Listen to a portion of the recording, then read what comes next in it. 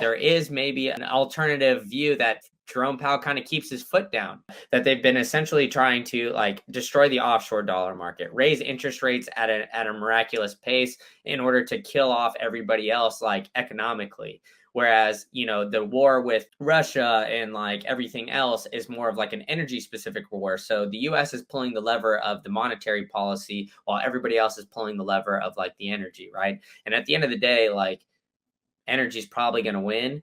But Powell is doing what he can to try to, defeat the globalists, so to speak, and, kind of make the U.S. more self-sustaining. Could you see an alternative path where essentially Powell is just keeping his foot down and trying the best he can in order to keep the dollar as strong as it is?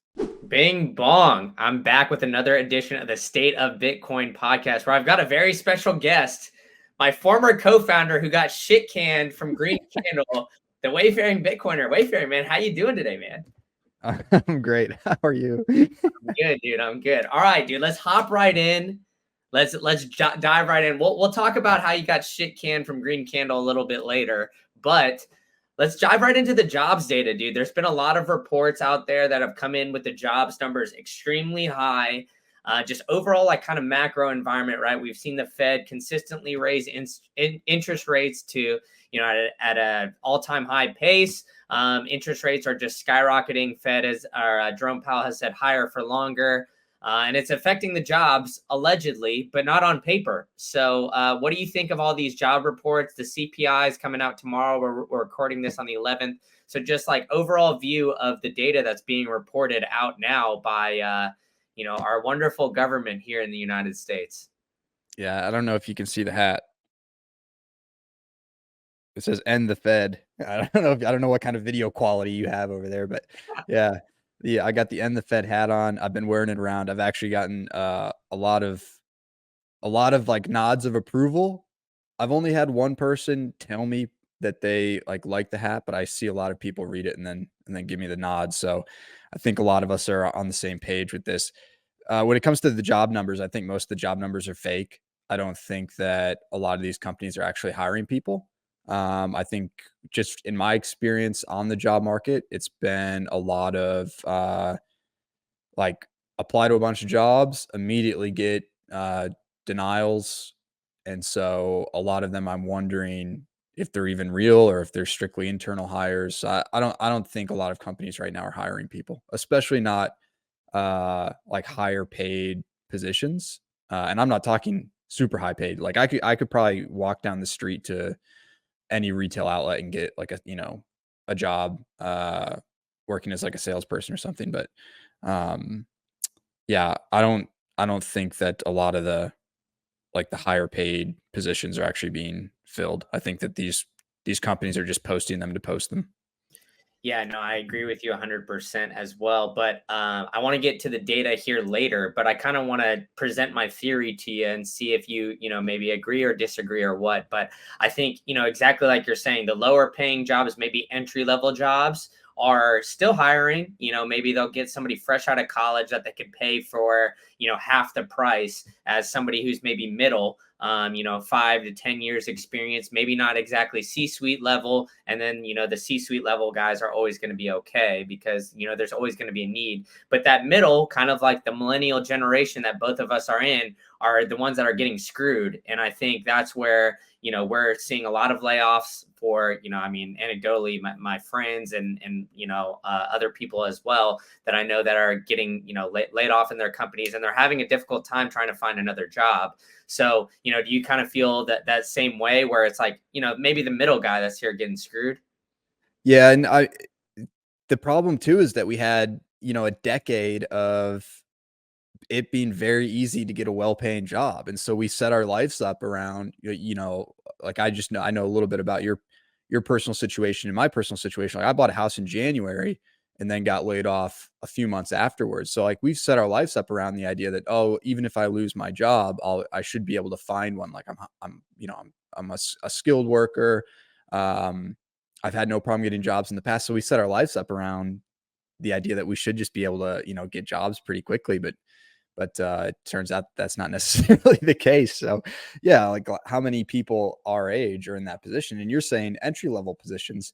Well, even now, people coming out of college, they're coming out with a massive amount of student loan debt, and we've got inflation running wild. So being able to afford rent, being able to afford groceries, being able to afford gas, like a lot of these entry level jobs have to be pretty high paying for these people to have a decent living. So yeah, it's an interesting situation, and in my opinion, the Fed is in a hard they're in a hard spot right now. It's like they keep raising rates, these companies are gonna have a harder time hiring, and if they lower rates, we're gonna get runaway inflation. So, uh, yeah, I don't know. Like long term, it's tough to say. I think we need to go back to being an economy that produces goods and services rather than being an economy that thrives on a money printer being turned on.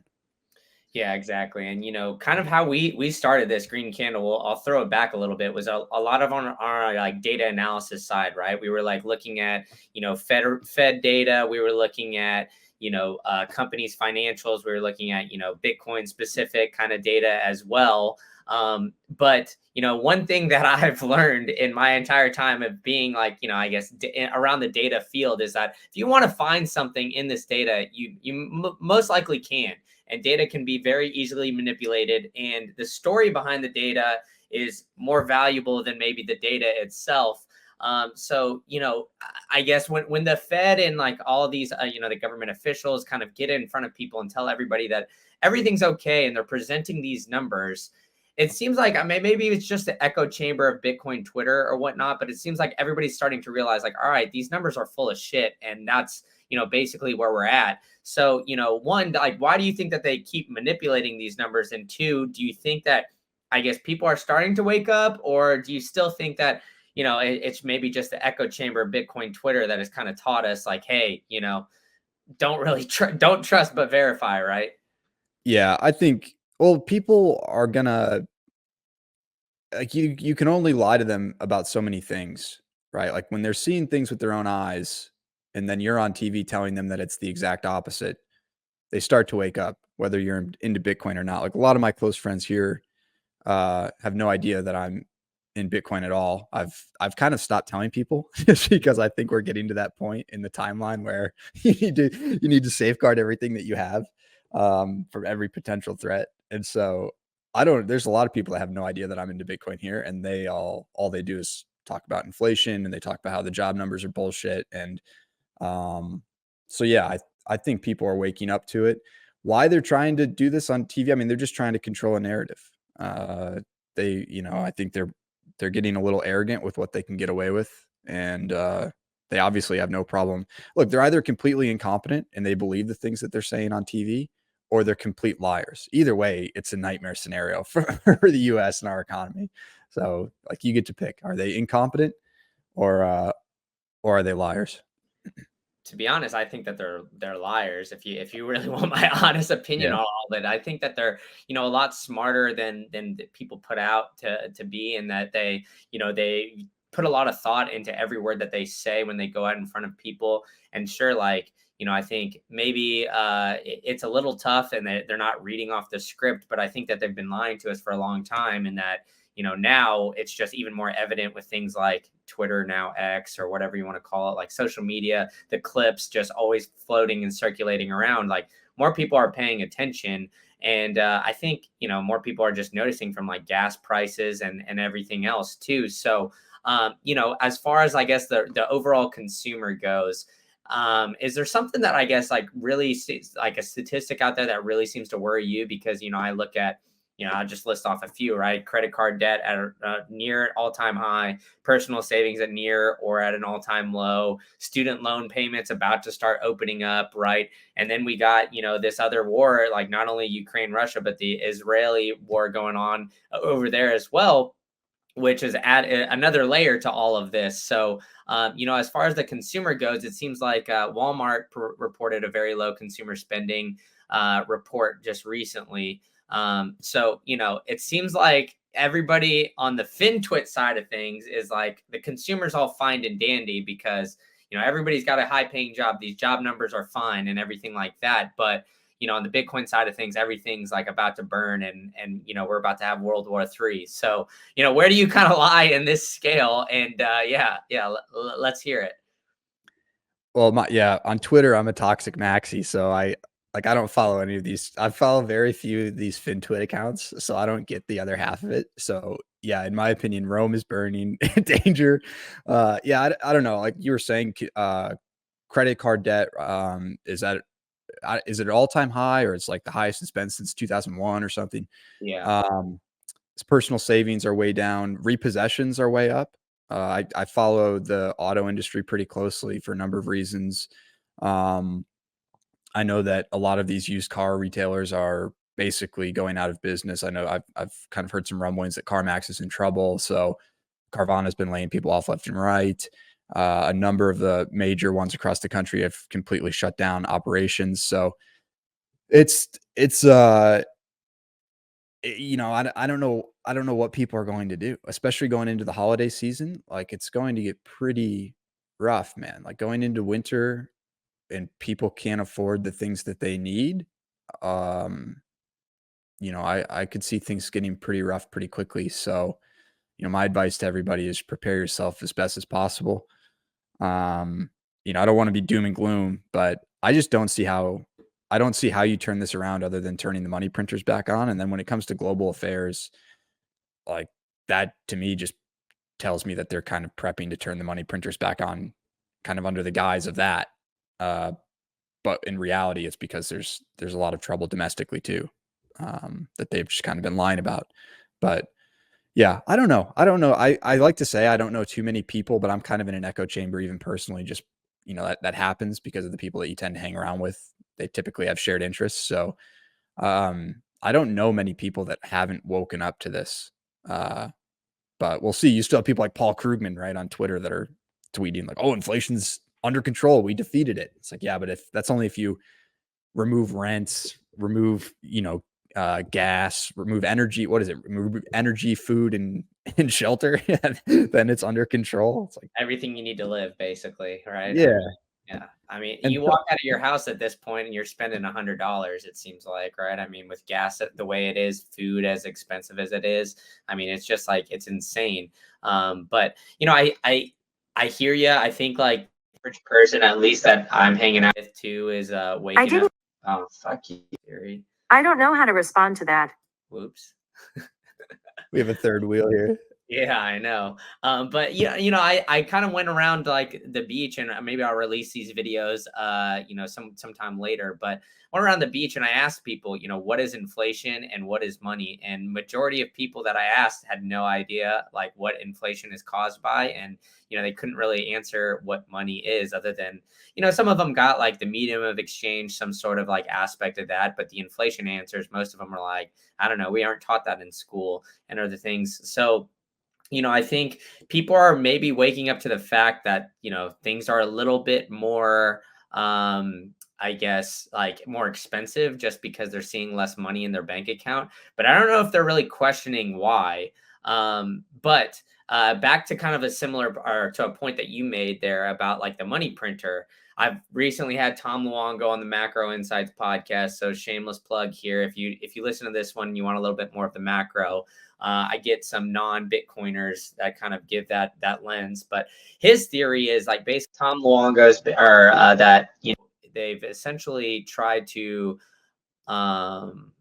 sorry, this fucking Siri thing keeps turning on. But that they've been essentially trying to like destroy the offshore dollar market, raise interest rates at a miraculous pace in order to kill off everybody else, like economically. Whereas, the war with Russia and like everything else is more of like an energy specific war. So the US is pulling the lever of the monetary policy while everybody else is pulling the lever of like the energy, right? And at the end of the day, like energy is probably going to win. But Powell is doing what he can to try to defeat the globalists, so to speak, and kind of make the U.S. more self-sustaining. Now he's already made it through, like, I guess, a lot of the Ukraine Russia conflict, war, whatever you want to call it, without sending a lot of money or going through QE. Obviously we've sent money, we've sent, ammunition, we've sent like kind of like older military equipment. And we've done that so far through Russia and Ukraine. So I guess just playing devil's advocate here, like obviously we just started this Israeli conflict just started here, but there is maybe an alternative view that Jerome Powell kind of keeps his foot down. Although we'll have some political pressures from the Biden administration and everything else, but it seems like they're already kind of out the door. Maybe, I don't know. Maybe if everything's not rigged, I'm not really sure. But just looking at that kind of perspective, do you kind of, I guess, could you see an alternative path where you know essentially Powell is just keeping his foot down and trying the best he can in order to keep the dollar as strong as it is? Yeah, they definitely could. I mean, they either go up or go down, right? Or they stay flat. So I could see any of it really. It's all trade offs. So that's the thing. If they do decide to keep raising rates, like the the jobs situation is going to get much worse here. The personal credit situation is going to get much worse here. The personal savings situation is going to get much worse here. I think we'll see a bunch of defaults on mortgages. Um, so they could. I just think it'll be disastrous domestically. And whatever that means. Like, here's the other thing about Powell. Like, Powell was appointed by Trump and is still appointed under Biden. Like, this is the other. You should ask people on the beach if they know anything about the Federal Reserve. If they know that the people that control all of the monetary policy in our country are unelected officials. Like, nobody knows that.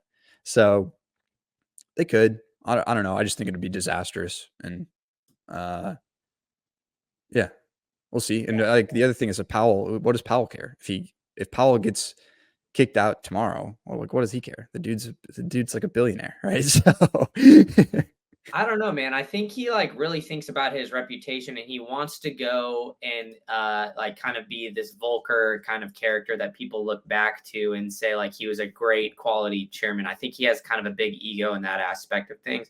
But I don't know. I mean, I could be wrong here. But the other aspect of it is the housing market, right? You talked about you bought a house in January this year. Well, housing is becoming more and more unaffordable, and the interest rates on housing now is, I think, the highest it's been since maybe like early 2000s.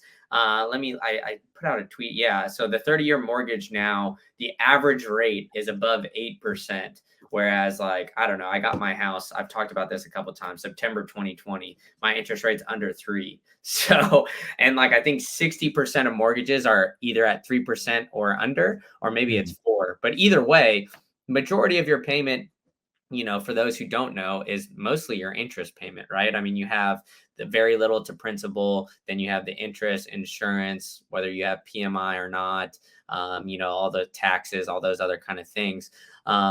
And so, yeah, I mean, that interest payment or that interest essentially doubling for the average person is making the same house maybe even double the price, maybe even like on the monthly payment, maybe even a little bit more than that. So, I guess on the overall housing situation, I've kind of talked about the differences between commercial and like personal housing, where I think it's going to lie, and I can revisit that here in a second. But where do you kind of see, I guess, the overall housing market just as like a homeowner, somebody who's kind of working on some things? Have you been able to peek around a little bit and see, maybe some other homes in your market, just kind of some of the things that you're noticing? yeah, stuff around here. So I'm on the edge of a town that's expanding pretty quickly. So stuff around here, like you see a lot of new builds.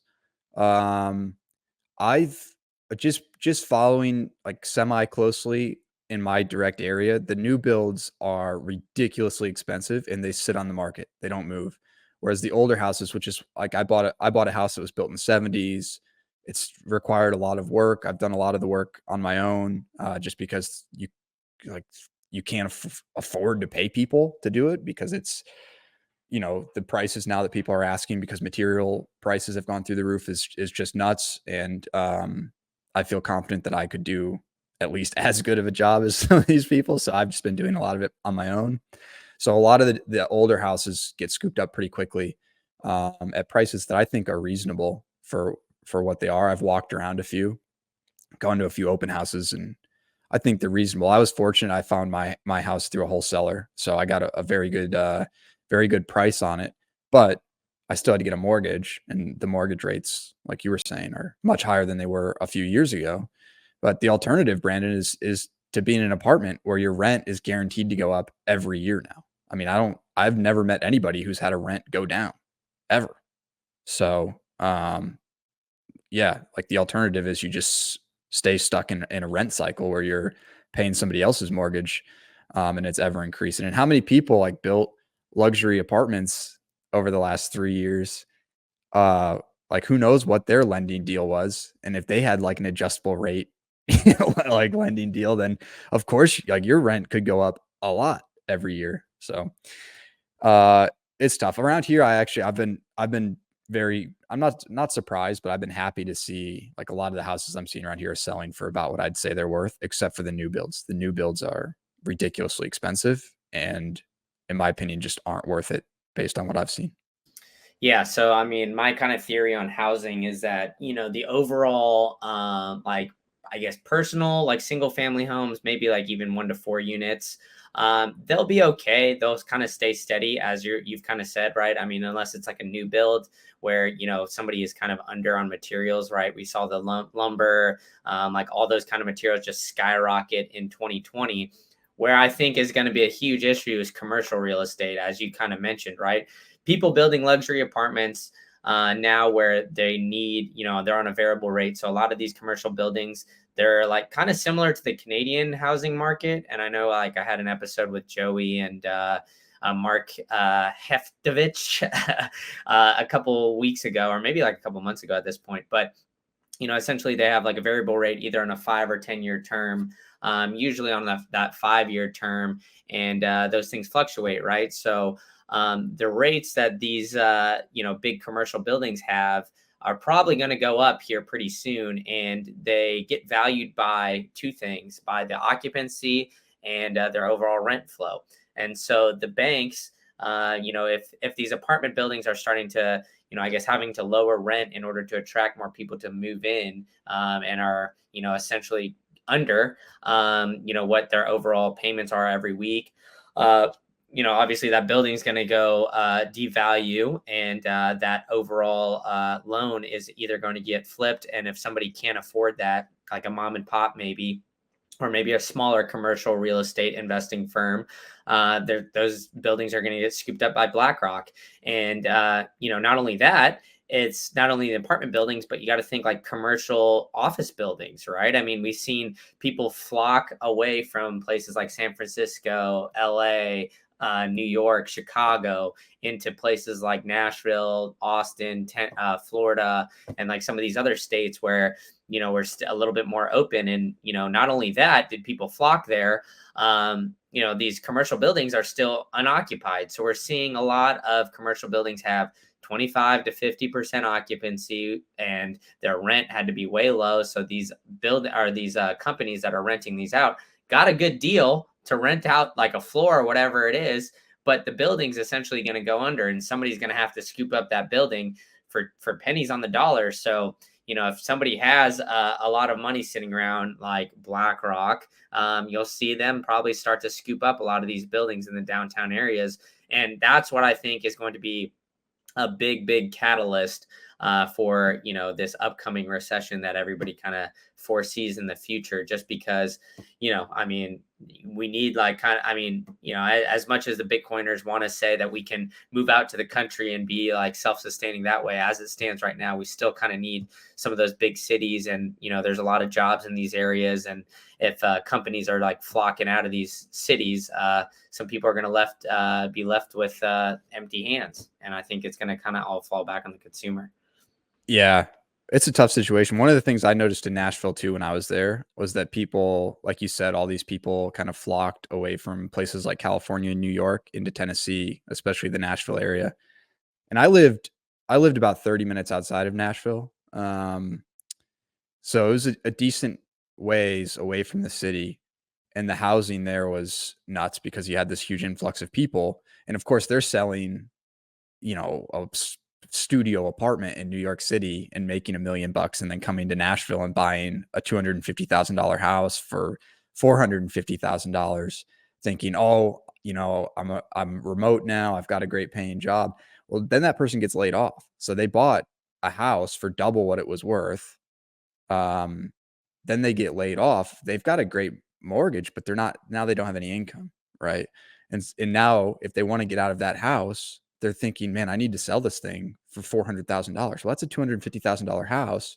And the people that were in that local community before you moved here can't afford it, especially with interest rates the way that they are on mortgages. So I saw a lot of that, and I saw a lot of houses being on the market because I was looking in Nashville before I ended up moving to where I am now, and I saw a lot of houses sit on the market for months, and every 30 days they would drop the price by $5,000, and it's like you need to drop the price by $150,000 if you want anybody here to be able to afford it. So it's it's going to be interesting. And then like you were saying, a lot of these a lot of these people that bought these properties, like on the commercial side, if they bought those properties in 2020, 2021, and they're on a 5-year ARM, and that adjustment comes in 2025, 2026, like things could start getting pretty hairy if they can't refinance. So, I don't know, man.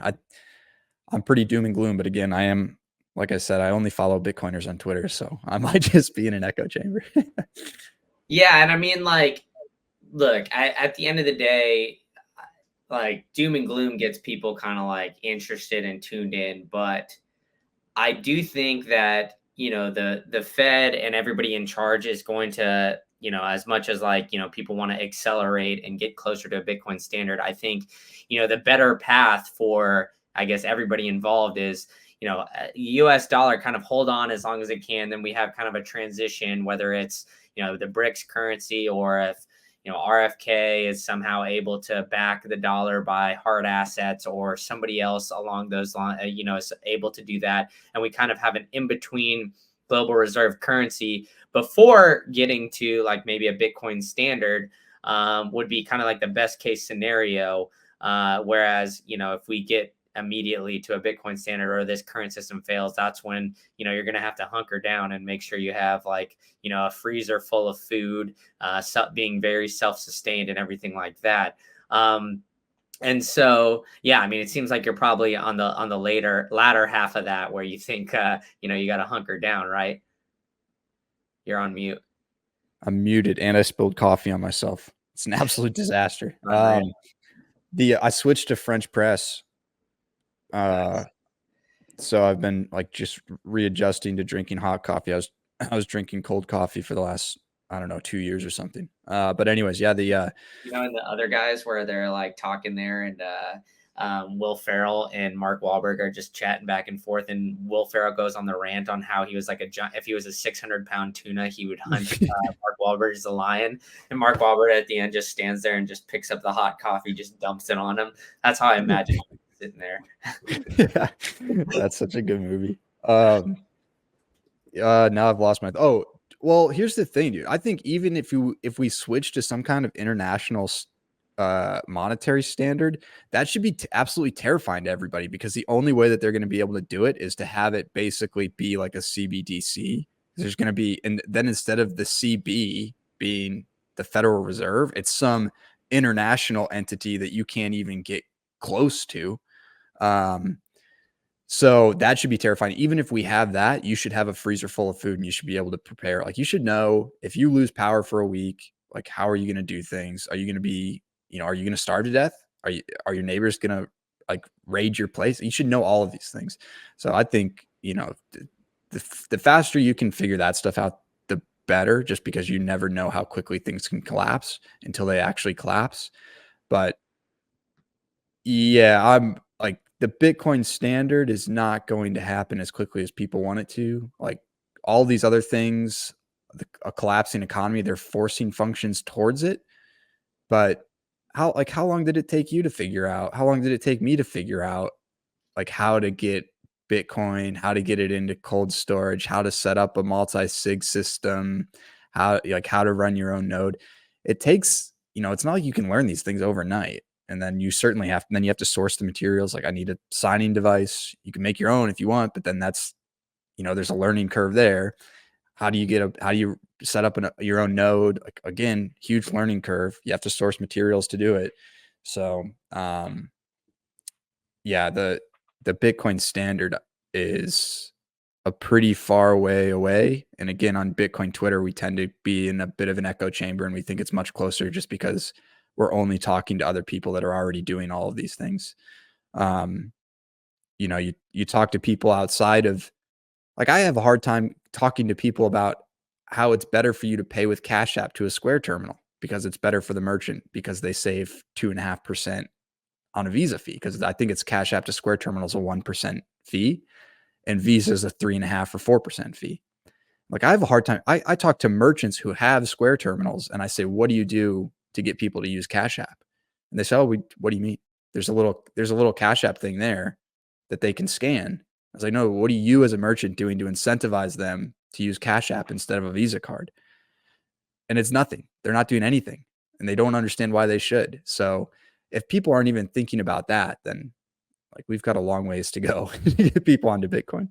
Well, I think, I agree with you there. I think like, but eventually, it's going to be more of a need more than a like kind of just trying to figure out or a want, like that extra 2% that they could save from like the Cash App to Square transaction would be something that's like, hey, like if I don't save this 2% in my business or even like a 1%, like I'm going to go under, I'm going to lose my business. And so like usually people, that's when they start to hunker down and try to figure something like that out, opposed to, whereas now it's just like, all right, everything's still kind of okay, and maybe shit's not exactly hitting the fan just yet.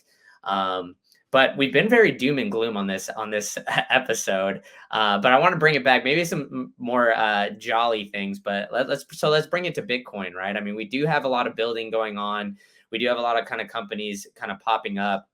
So I'll leave it kind of broad for you. What is making you bullish going forward? And like, is there a specific company, maybe something that you're seeing? So I'll give you the why are you bullish kind of question here. So shout out to my guy BTC Sessions. Yeah, Ben Sessions. The I'm most excited to see what Dorsey does. So Dorsey's kind of getting his hands dirty a bit. He's I think he just kind of took, not, I don't want to say took control, but I think he's now in charge of the things that are happening at Square. And so I'm excited to see what he does. I'd love to see some Lightning invoices come off of a Square terminal. And then I'd love to see, here's what I'd love to see. I want to go to a Square terminal and I want to be able to pay with any Bitcoin wallet of my choice. I want to be able to pay with Cash App, obviously.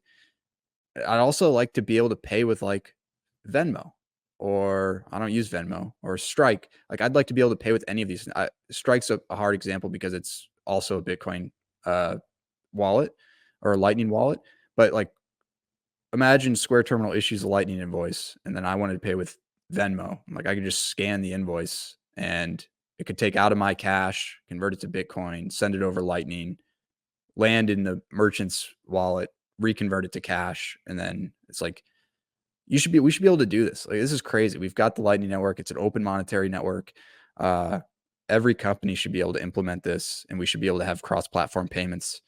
So I'm very bullish on Jack getting his hands dirty at Square. We'll see where that goes. I know he's been talking for a number of months now, both on Nostr and on on X, formerly known as Twitter, about being able to issue Lightning invoices from Square terminals. I think the hardest part of this technically is they've already got Lightning enabled on Cash App, right? That's not a problem. They understand a bit of the infrastructure that you need to be able to do that, like operating and maintaining a cluster of Lightning nodes is difficult from a technical perspective, but it seems like they've got that figured out. Lightning on Cash App is pretty smooth.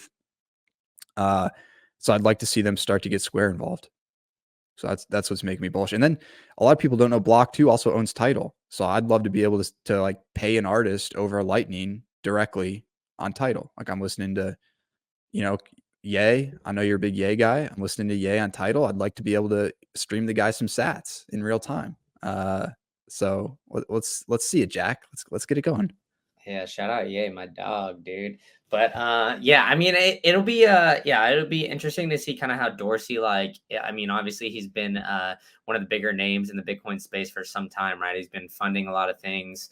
He funded like something with Jay-Z to for like kids in poverty, and I think Jay-Z's like old neighborhood. I don't know if it was in Brooklyn specifically. I don't know. I don't know the boroughs of New York very well, but yeah, I mean, it definitely seems like he's going to be, kind of at the forefront, whether it's helping fund a lot of these projects or, just helping build some of it, whether it's getting a right team, Square, obviously, or what I guess it's Block now with with Square, Cash App, all the different kind of arms of it. And, they've been quietly making a Bitcoin hardware wallet. I don't know if you've seen that, but they're starting to do that and get something around Bitcoin mining as well. But they've been kind of quiet about it. So I'm kind of wondering what's going on there. Have you seen the hardware wallet yet?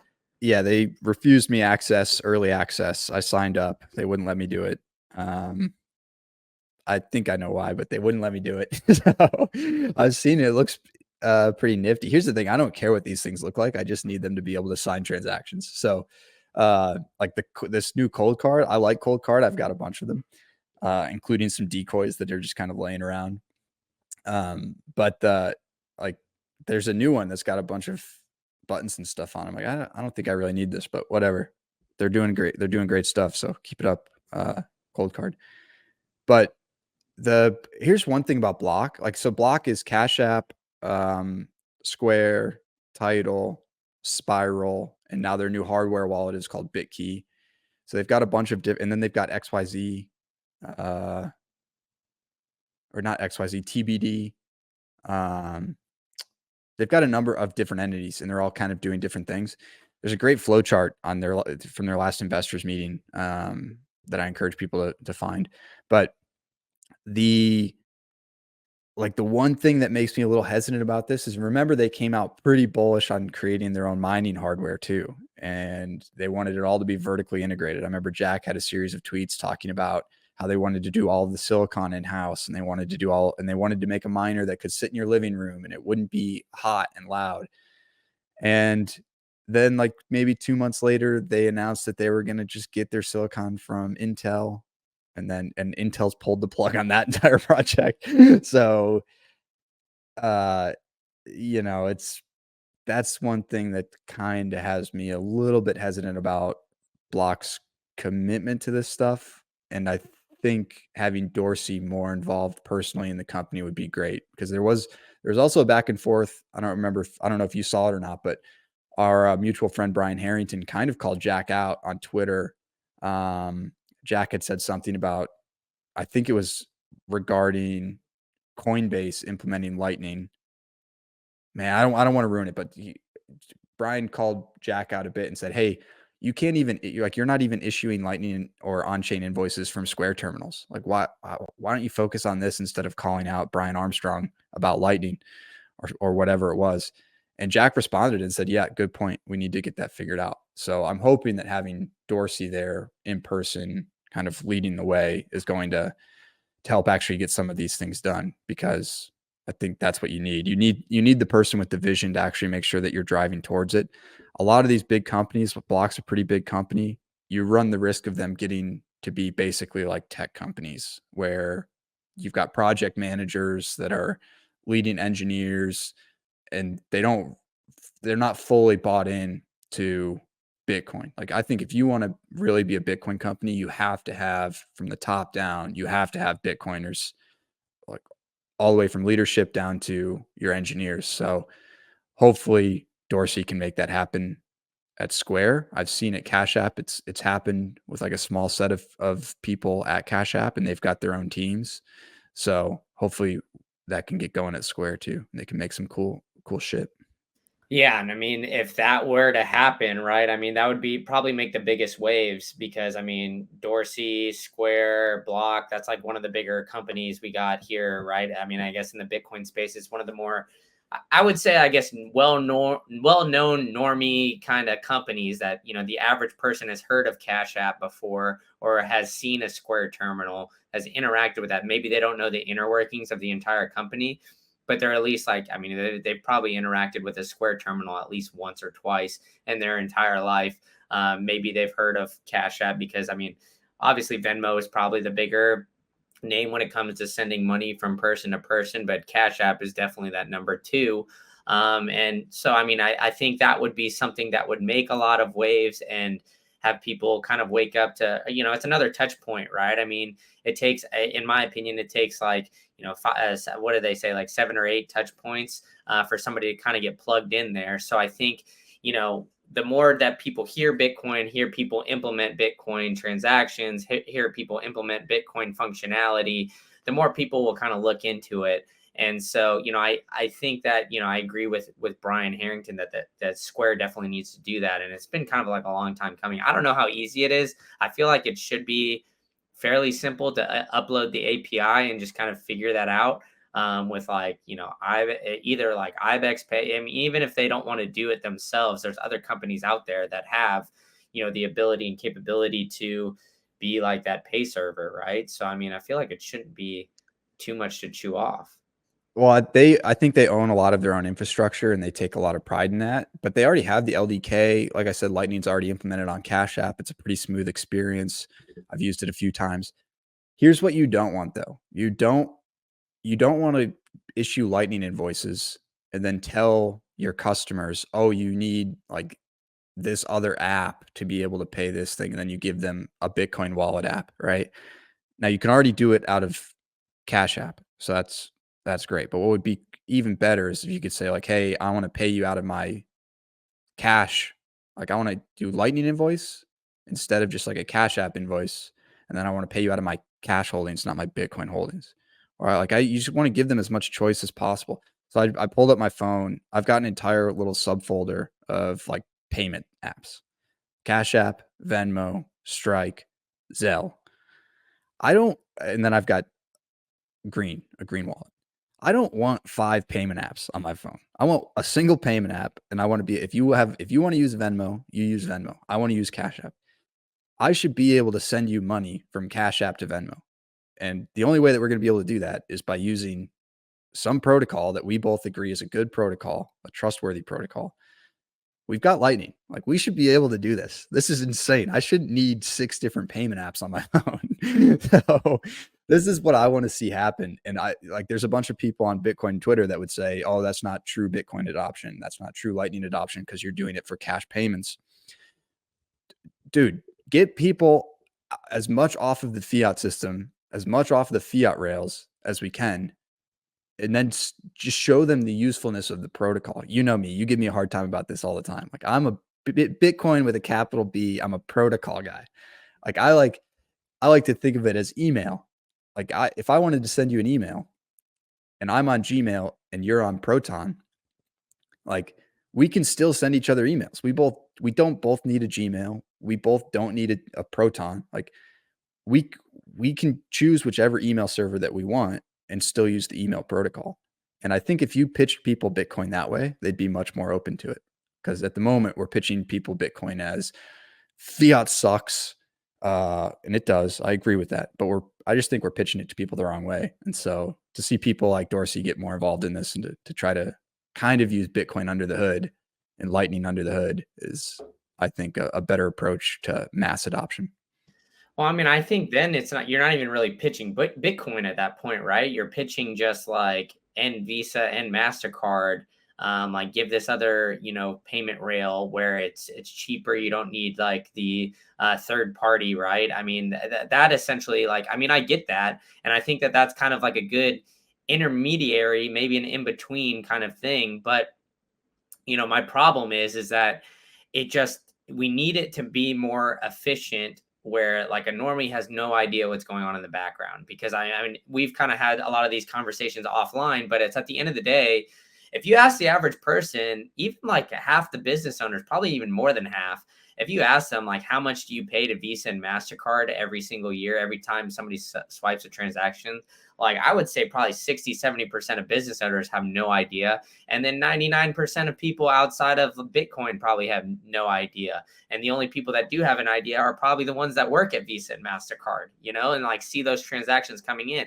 So, I think if we could somehow implement it where, where like, I mean, I know Strike partnered with Visa, and I've been kind of like a little outspoken with that on like on Twitter maybe, and like some of these other companies are partnered with, like, I mean, Cash App has a Visa card and or is it MasterCard? Either way, they partner It's with one of these. them. Yeah, they partnered with these like, I guess, big box, banking. I don't even know what we call them, but you get what I'm saying here. These companies that are going to take the 3% fee regardless, whether or not like Strike is, negotiating a 2% or whatever it is, or donating some of that 3% fee to something else, it doesn't matter. The business owner is still losing that 3%, right? And so, if we're able to implement it where normie can take out their credit card or a card that is similar to, the current system, or even, do it Apple Pay, right? Like double tap on the side of your phone and it pulls up a Strike wallet, and then you tap it to the current terminal, and you don't have to worry about what the hell is going on, just that there's money in your account, whether that's sats or dollars or whatever. If you could implement that, normies would use Bitcoin and over, or make transactions over Lightning like nobody's business. They wouldn't even fucking care. And as long as they're just like, as long as it works and it takes less time. But the problem I think we have right now with like, a lot of the solutions that you lined out, whether it's Square implementing Lightning term or Lightning, QR code that you have to scan, is, I have to go pull out my phone, take out maybe the Face ID, or put in the little passcode on my phone, open an app, go to the app, then click around somewhere in that app to say send, then scan the QR code. Then it takes a couple seconds. To the average person that's like sitting here at the front of a Walmart waiting to go pay, and there's like a line full of people back there, they're not going to want to do that rather than just pull out their wallet, pull out their card, and just tap it. So I think the next step in Bitcoin payments is not only like merchants like giving it easier access, but it's also on the consumer side of things, where it's just making it easy for the normies to just go and like do it, essentially, because like maybe you and I will pay in Bitcoin, and like, the Bitcoiners, like the hardcore ones, will think it's cool. But I mean, like a country like El Salvador where it's legal tender, I hear like maybe like 10% of people pay in that. I mean, which is an astronomical number compared to probably less than 1% of transactions here in the US. But still, I mean, like, 10% in a country that made it legal tender, I think that there could be some more headway. And, the headway that I just lined out, or the solution that I just lined out there, I don't know how easy of an engineering solution that is, but, I think that that's kind of the next step of where we're at right now. Yeah, the convenience factor's massive from the consumer standpoint. This is the difficult part. Like that's the trade-off. Okay, well, do you want your money to be protected? Yes or no? If yes, then okay, there's some steps that you might have to take. Like, do you want to be your own bank? Yes or no? Yes, I want to be my own bank. All right, well then you're gonna have to learn how to have cold storage. You're gonna have to understand all this stuff. You're gonna maybe have to run your own node. It's difficult. And a lot of people just aren't going to do it. So how do you get those people? I don't know. It's a good question, but you're right. The convenience factor is huge on the consumer side, and the engineering task is technically difficult, but it's also like I think it's going to require us to almost rethink design and rethink product development, because it's the convenience factor isn't there today. It's just not. Yeah. I, on the other hand, like don't mind. So when I go to a Square terminal, I always pay with Cash App, just because I know from the merchant side, like they save those percentages. Also, they like the merchants should just be a lot of them pass that 3.5-4% Visa fee onto their customers, and I don't know. That's typically that should only be calculated like ahead of time, or like after the fact, after it's detected that you're paying with Visa. I think sometimes they just apply it beforehand and say, unless you're paying with cash, there's a 4% charge just to account for Visa.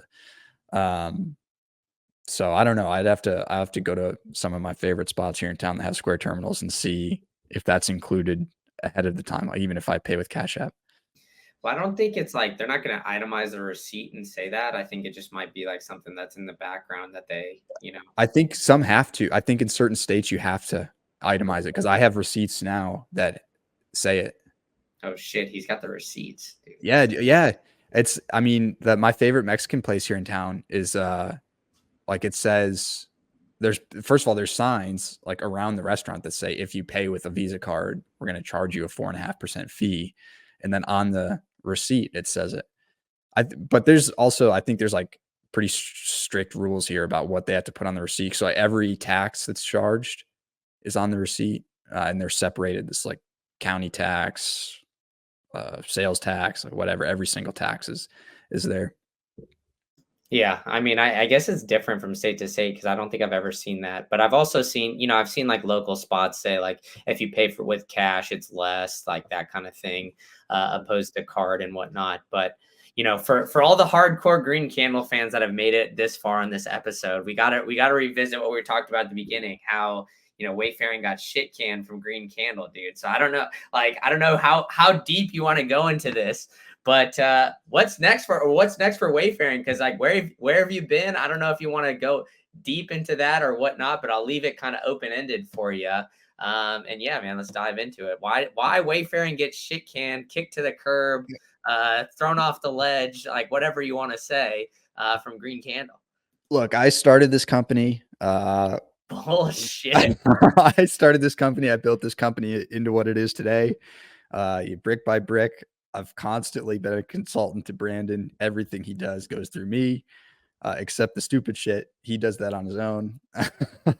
No, man. Yeah. When did we start this? Over a year ago, right? Oh, dude, over two at April 21 was when we started like the Twitter account officially. Dude, I can't believe it's October of 2023 already. Yeah. So we Yeah, started in 2.5 years 2021.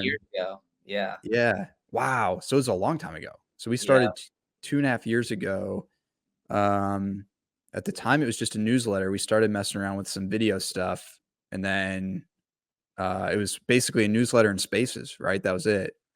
Yeah, And so those, I mean, I'll give you credit here. So like we basically started that, the newsletter, whatnot. We reached out to the Bitcoin and blockchain conference here in Tampa, just because it was local. They basically gave us a low end sponsorship for the price of our tickets.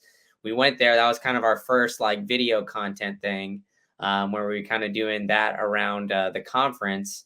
And you started the podcast kind of by yourself a little bit, doing some YouTube stuff, and you gave me the push to go and do that more full time. So I'll give you credit for that. You did help in that aspect for sure. You didn't help in very many things, but you did give me that push. there it is, dude. I'm waiting for royalties. Well, I just know people love video content, and I had a personal YouTube channel that had helped me out when I was uh, kind of getting out of school, getting into my first job. So, and then I mean, also people just love video, and YouTube is massive. It consumes more time from people than any other social media app. So, yeah, it's kind of a no brainer. But yeah, and then I got a job with a Bitcoin company, and kind of had some rules around what I was allowed to talk about publicly. So ended up letting Brandon go. Didn't want to hold him back just because I saw Green Candles growing quite a bit, and we had gotten connected to like a few other pretty big podcasters in the space and content creators in the space. And so um, I rendered my resignation. Is that how you say that? I rendered my resignation, and Brandon begged me not to go, but wasn't able to provide the kind of pay that I needed to stay. So I I jumped ship. Kicked his ass to the curb, man. I kicked his ass to the curb. All right. Well, yeah. Now you've kind of gone on CBP a couple times. So shout out to the boys over there, Joey and Len. But what's next for Wayfaring, dude? What do you got on the docket? I don't know if you want to kind of dive into too much with that, but yeah, man, what's next? uh, yeah. To be honest, like I've been, I don't know. I'm still looking. I was, I've got some personal anecdotal stories from the job market because I am currently in search of a job. So I've been doing that, but I also have this house, and it's been a fixer upper. So most of my time has been focused on just fixing up the house, spending time with my family. I told you before the episode, like I'm barely on Twitter anymore, so I don't know what's going on. I don't know what's going on really. Uh, but yeah, we'll see. I think things are starting to kind of round into shape around the house. So probably maybe try to get more into content. But yeah, I don't know. Nothing major planned through the end of the year. I'd like to start going to a few more conferences. I know you were just at Pacific Bitcoin, right? Yeah, I was there. I'm going to adopting here in another, I guess, couple weeks or months. Basically, like a month away. I'll be in El Salvador from November 5th to 11th. I booked my ticket actually right before we hopped on here. So Oh, if hell yeah. if you want a ticket, use promo code Green Candle, all caps. There we go. Shameless plug, 10% off. Save you some sats. Um, Nice. yeah, And dude. So I mean, I don't know, maybe come down to El Salvador with me. We'll take some. I got a plug here. I'm gonna do some surfing lessons and yeah, man, just figure out everything that's going on in El Salvador. hell yeah. Yeah, I know like our mutual friend Gandalf too is kind of globetrotting conference to conference, and that seems fun. So yeah, it might be a good opportunity to get out and explore. But yeah, I need to unfortunately find another fiat mining gig to fund it. But c'est la vie. Yeah, that's life, brother. All right. Well, I'll leave everybody or I'll leave you to give yourself a shameless plug if you're not on Twitter that much. Where can people find you? Maybe your YouTube channel. I don't know. What do you want to plug, man? Yeah, just I guess go on Twitter. I need to start being more active on Twitter and Noster. It's mostly just memes for me, not a ton of hot takes. So if you're into good memes, give me a follow. It's Wayfaring underscore BTC or yeah, I think it's a solid account. I mean, only 740 followers. I think that's a travesty in my opinion. I My think. personal has more than that, and the only thing I tweet from my personal these days is just Justin Fields takes. So, I mean, Justin Fields is a joke. oh, Follow my memes. They're amazing. Yeah, I'm actually like scrolling through my profile page for the first time in a while, and it's pretty good takes here. So oh my God, relax. All right, man. Well, Wayfaring, thanks so much for hopping on. We brought him back for just one episode, but then maybe he's gonna retire a Green Candle former employee, right? We signed him for a 1-day contract, and then we're letting him loose. oh, I should have put up well, there's nowhere really to put it behind me, but I still have our poster, our friends and enemies poster for our Yeah, the phrase that we made up. yeah, that we made up and some other podcast decided to steal it from us. Yeah, I mean, we you just check the receipts. We've been doing it for a long time. But all right, Wayfaring man, I appreciate it and much love, man. I'll talk to you soon. All right. Thanks, Brandon. If you enjoyed this interview, you're going to love my recent interview with Parker Lewis. You can find that right here. And if you did enjoy this interview you can go ahead and hit that like button, hit that subscribe button and that bell notification so you get notified whenever I drop new videos. All right. Thanks so much. Catch you at the next one.